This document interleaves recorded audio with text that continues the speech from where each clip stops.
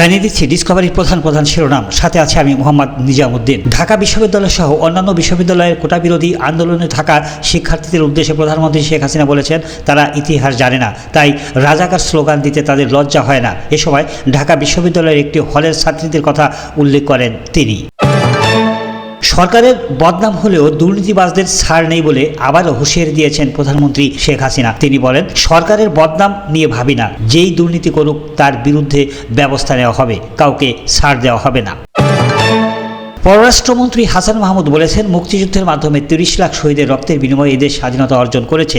সেই দেশে রাজাকারের পক্ষে স্লোগান দেওয়া হয়েছে, এটি রাষ্ট্রদ্রোহী স্লোগান, সরকার বিরোধী নয়। তিনি আরও বলেন, বিএনপি জামাত সহ যারা দেশকে অস্থিতিশীল করতে চায় তারা কোটা বিরোধী আন্দোলনে ঢুকেছে। তাদের পরিকল্পিত কিছু মানুষ সেখানে নেতৃত্ব দিচ্ছে। আমরা আগেই বলেছিলাম, কোটা আন্দোলনের মধ্যে রাজনৈতিক অপশক্তি ঢুকেছে, তা স্পষ্ট।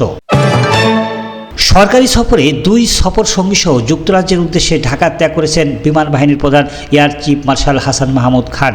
সোমবার এক সংবাদ বিজ্ঞপ্তিতে এ তথ্য জানান আন্তঃবাহিনী জনসংযোগ অধিদপ্তর।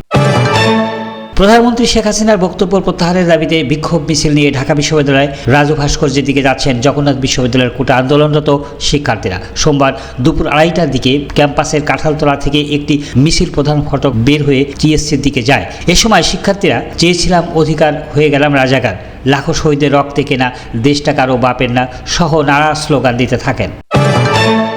71 সালের যুদ্ধের সময় আপনি কোথায় ছিলেন? ঢাকায় তো ছিলেন স্বামীকে নিয়ে, কই স্বামীকে তো মুক্তিযুদ্ধে পাঠাননি। প্রধানমন্ত্রীকে উদ্দেশ্য করে বলেছেন বিএনপির সিনিয়র যুগ্ম মহাসচিব অ্যাডভোকেট রুহুল কবির রিজভী। আজ ঢাকা মহানগর যুবদল দক্ষিণের আহ্বায়ক খন্দকার এনামের পরিবারের খোঁজ খবর নিতে গিয়ে সাংবাদিকদের এসব কথা বলেন তিনি।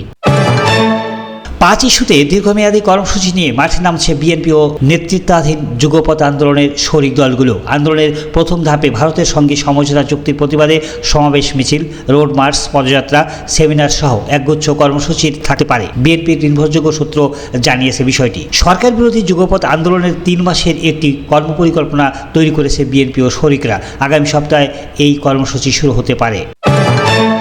সরকারি চাকরিতে কোটা ব্যবস্থা সংস্কারের দাবিতে আজ সোমবার ঢাকা বিশ্ববিদ্যালয়ের রাজু ভাস্কর্যের পাদদেশে দুপুর 12:20 থেকে শিক্ষার্থীদের বিক্ষোভ চলছে। বিক্ষোভে ঢাকা বিশ্ববিদ্যালয় ছাড়াও বাংলাদেশ প্রকৌশল বিশ্ববিদ্যালয়, Dhaka medical Eden, Dhaka college, Badrunnesa সরকারি মহিলা কলেজ, ঢাকা নার্সিং কলেজ সহ বিভিন্ন শিক্ষা প্রতিষ্ঠানের বিপুল সংখ্যক শিক্ষার্থী যোগ দিয়েছেন। কোটা সংস্কারের দাবিতে রাষ্ট্রপতি বরাবরের সিলেটের জেলা প্রশাসকের কাছে স্মারকলিপি হস্তান্তর করেছে সিলেটের আন্দোলনকারী বিভিন্ন বিশ্ববিদ্যালয়ের শিক্ষার্থীরা। রোববার স্মারকলিপি প্রদানকালে কিছু শিক্ষার্থী সাংবাদিকদের পেশাগত কাজে বাধা সৃষ্টি এবং তেড়ে আসার ঘটনা ঘটে। তবে পুলিশ ও অন্যান্য শিক্ষার্থীদের হস্তক্ষেপে পরিস্থিতি স্বাভাবিক হয়ে আসে। ঢাকা বিশ্ববিদ্যালয়ের হলপাড়ায় মুখোমুখি অবস্থান নিয়েছে ছাত্রলীগ ও আন্দোলনকারী শিক্ষার্থীরা। দুপক্ষের মধ্যে থেমে থেমে ইট পাটকেল নিক্ষেপ চলছে, তবে এখন পর্যন্ত কারো আহত হওয়ার খবর পাওয়া যায়নি। ন্যায় বিচার পাচ্ছি না, এর ব্যাকগ্রাউন্ডে কি আছে, কিভাবে আছে সেটা দেশের মানুষ সবাই বোঝেন বলে মন্তব্য করেছেন শান্তিতে নোবেলজয়ী ডক্টর মোহাম্মদ ইউনূস। সিরাজগঞ্জের রায়গঞ্জে হত্যা মামলার প্রধান আসামিকে ধরতে গিয়ে আসামির পেছনে নদীতে ঝাঁপ দিয়ে উপপরিদর্শক রেজাউল ইসলাম শাহর মৃত্যু হয়েছে। সোমবার সকাল 10টার দিকে রায়গঞ্জ উপজেলার হাটিকুমরুল ইউনিয়নের রাধানগর গ্রামের সরস্বতী নদীতে এই ঘটনা ঘটে। নিহত রেজাউল ইসলাম শাহ রায়গঞ্জ থানার উপপরিদর্শক হিসেবে কর্মরত ছিলেন। ধন্যবাদ সবাইকে সাথে থাকার জন্য।